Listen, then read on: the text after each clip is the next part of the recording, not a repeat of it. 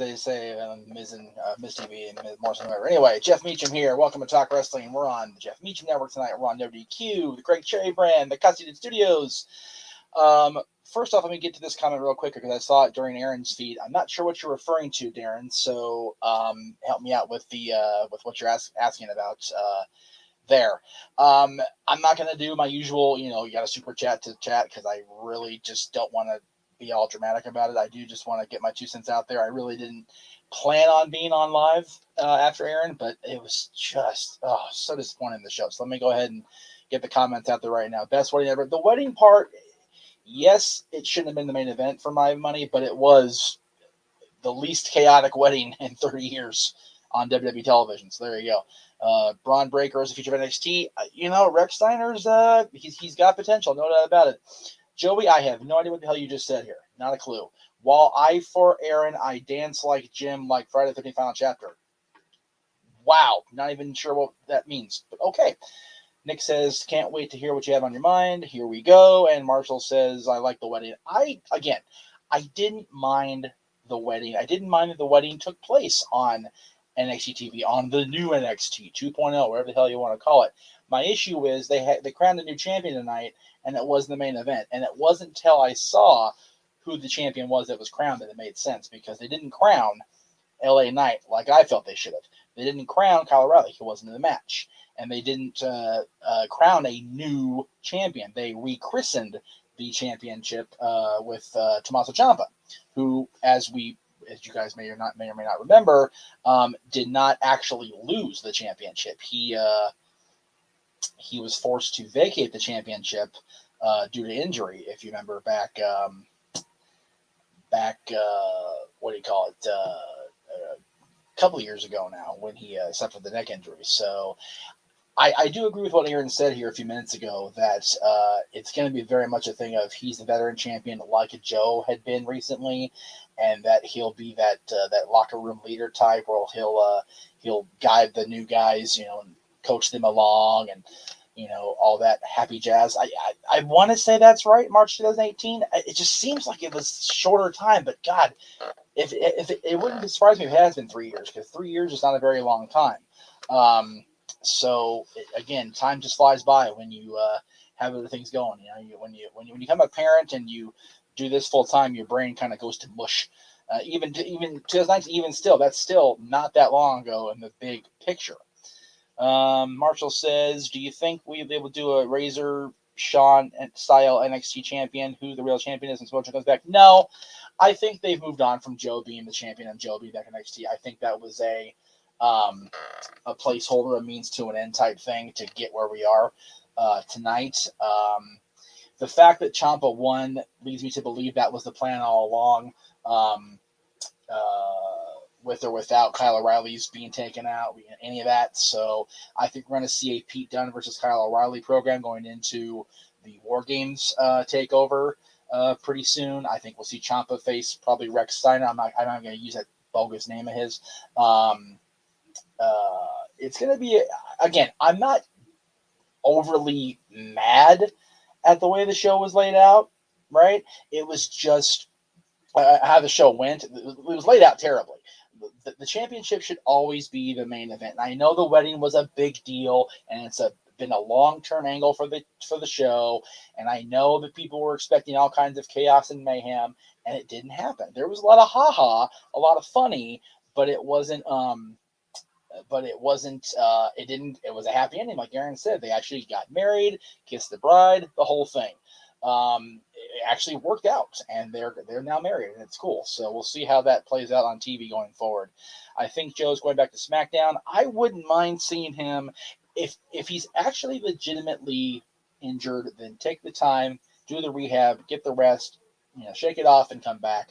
If he's cleared to go, get him in the draft in a couple weeks, and wherever they put him, friggin' use him. Seriously, it's ridiculous that he's not getting used as he should be on this roster. What we talked about, we have a show coming up on Dad's in October about the best Hell in a Cell matches in history, and Joe gets brought up as a potential Hell in a Cell participant by one of us. I'll let you guys watch that when we get there. Pete would have been my choice in his prime. Again, he just re-signed, so I think we're going to get a Pete Dunne versus Kyle O'Reilly program going forward here. Rex Steiner should have been his name. Why change his name? I think somebody in the chat room mentioned that Scotty Steiner owns the actual Steiner name, because their actual name is Rex Steiner, R-E-C-H Steiner is their whole last name. So I think Scotty owns the trademark on the Steiner brothers, the Steiner last name, which is why they didn't go with calling him the last name Steiner on NXT television. However, I'm calling him Rex Steiner, so there you go. Was it the LA Knight treatment? Yeah, Sean Ricker is an old friend.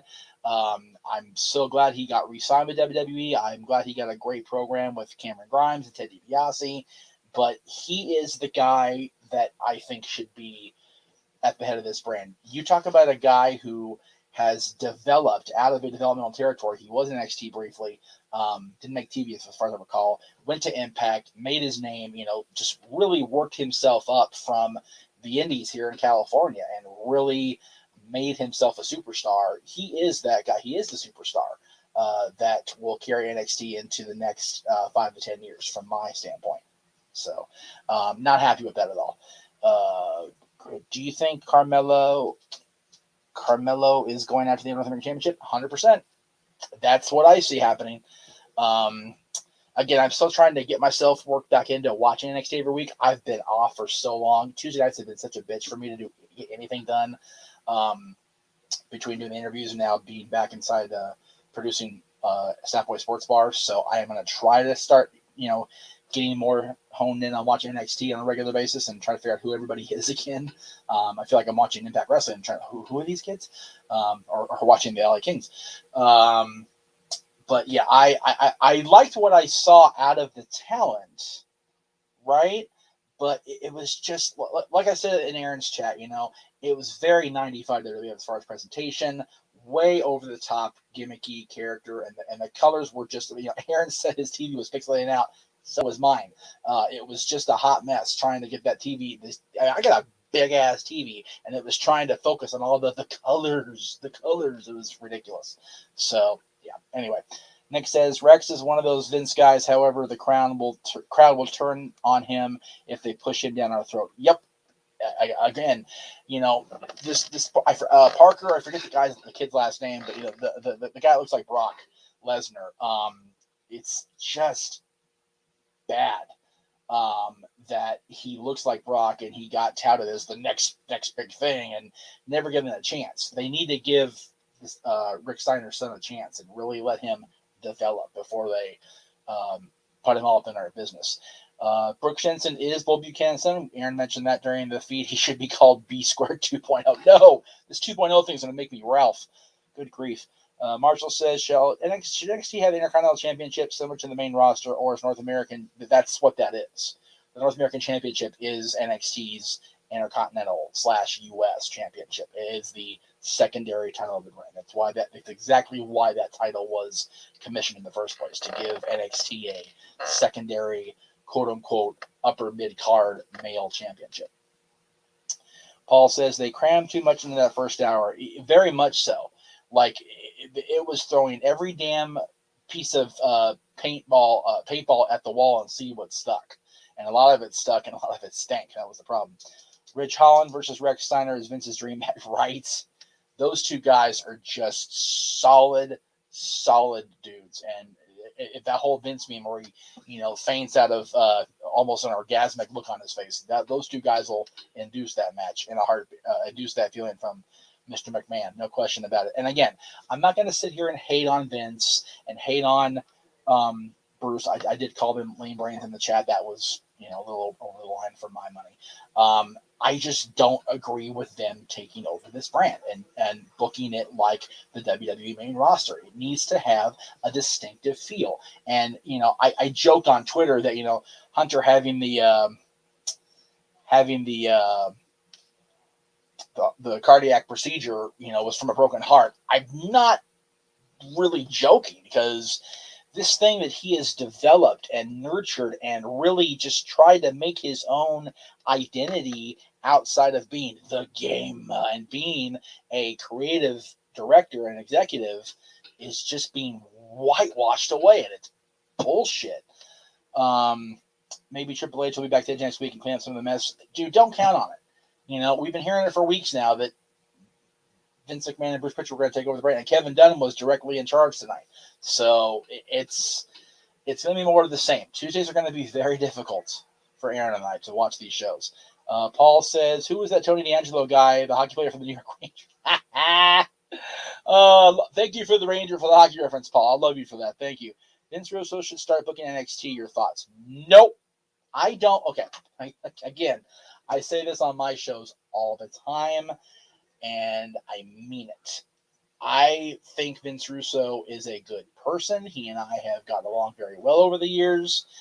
I just don't think he should be turned loose in a booking creative role.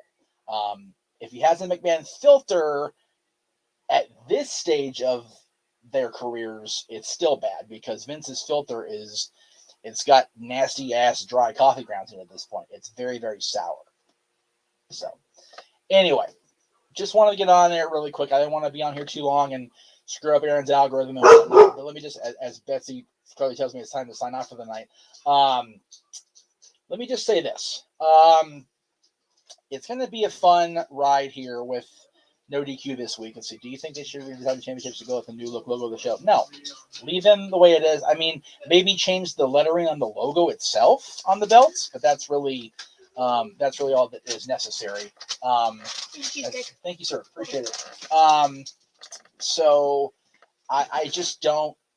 Again, it's going to be kind of a wait and see process here with everything that's going on with NXT coming up in the next few weeks. Let me go ahead and I'm going to lose the what do you call it? The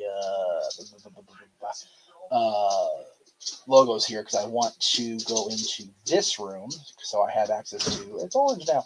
And then we went back on there. Jim Cornette gonna launch this show, right? Yeah, oh yeah, he's gonna go off.